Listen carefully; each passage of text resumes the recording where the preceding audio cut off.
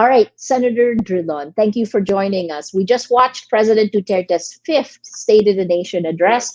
One of the first names he mentions is yours. How did you react?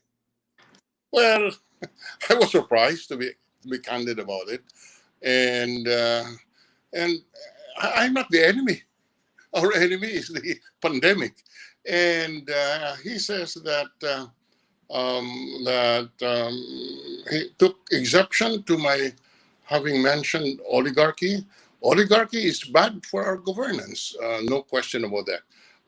But I said that to eliminate oligarchy, we must take a good look at our system, strengthen our laws that makes possible oligarchy, and I think he thought that I was hitting his family when I mentioned about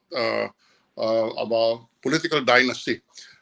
Maria, that the need for an anti-dynasty law has been an advocacy of mine even before President Duterte came into office, and I am doing that because the Constitution requires Congress to pass a law on anti-dynasty, and Correct. that was all that I said. That we need to pass a law. In fact, among my first bills that I filed in Congress first week of July, about a year ago, or no, 1916 or 2016, was provision was an anti-dynasty bill. So he said, the president thought I was referring to him. No, I was not. It has been a bill that I filed since even before. So And interesting. he mentioned about my favoring the Lopezes. Maria, I owe nothing to the Lopezes. I owe them nothing, and I can face them and say I don't owe you anything. And the fact that I defended ABS-CBN because it was on the principle that the unjust act of the House of Representatives poses a danger to our press freedom.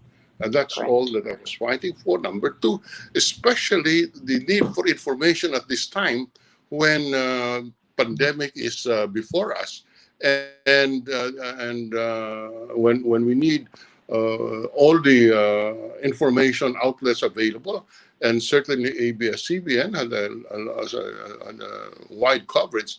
And number three, I was concerned about the livelihood of the 11,000 employees in ABS-CBN. So I do not know why the president has opened his SONA with a complaint about my having taken a position on ABS-CBN. It's probably because he thought that when I said that in order to remove oligarchy from our system, we must have structural changes. And part of the structural change is precisely have an anti-dynasty law. Anti-dynasty law. Yeah.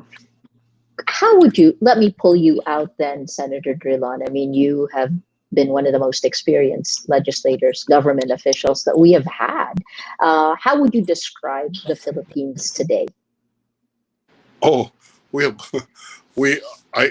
my thinking is that the next 6 months will be very crucial. And for us to just survive the next 6 months is already a success.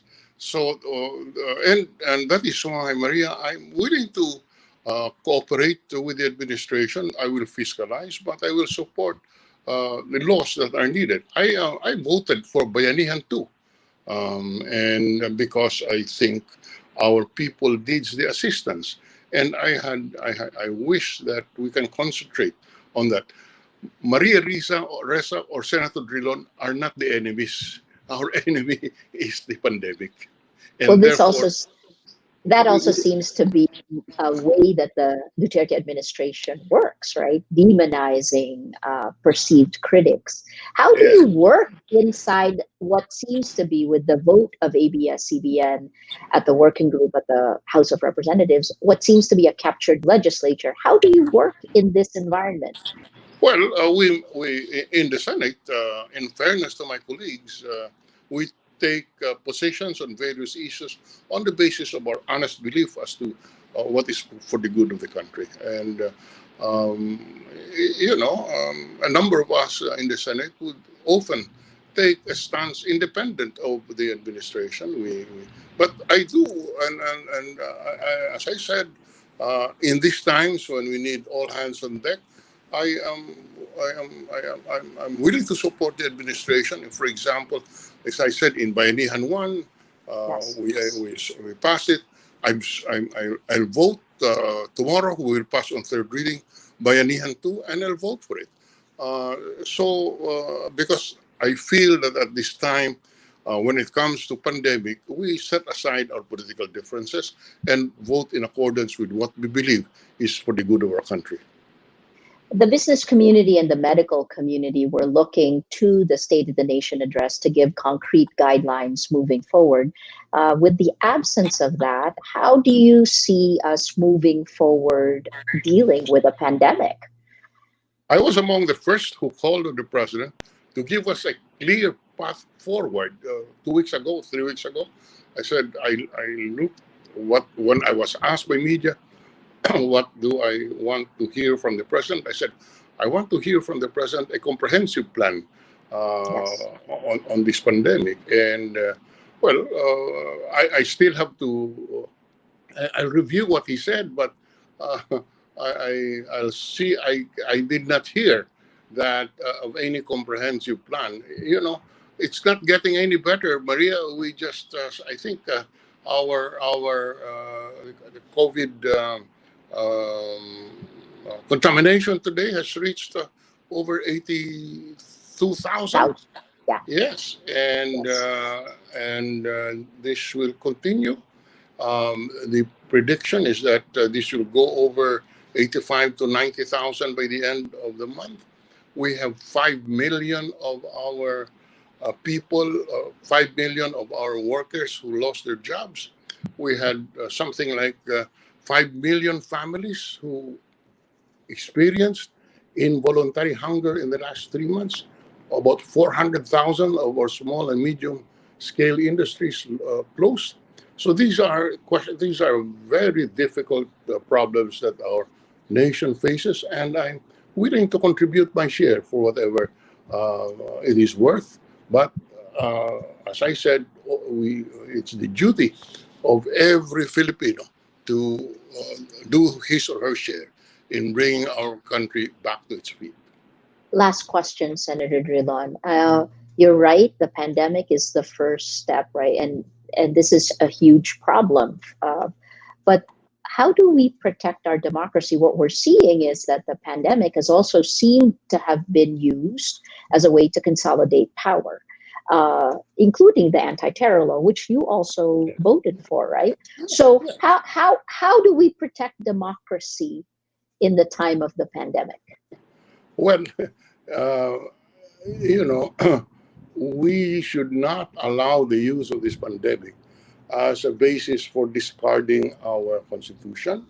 The Bill of Rights should be protected in the face of all of these pandemic steps taken. There is really a tendency to disregard everything in the face of the pandemic, and it becomes a very attractive proposition. But we must guard against that, Maria. The shutdown of ABS-CBN would have been unthinkable if we weren't all under lockdown, though, right? Yes. So we've lost a lot of ground. How do we regain Yes. that ground back? I'm sorry? We've Yeah. lost a lot of Yes, we ground. have lost our ground. I agree with you. How do we I, bring this back? yes, I do not know, but we cannot give up. great. Senator Drilon, thank you so much for your thoughts. Thank you. Thank you.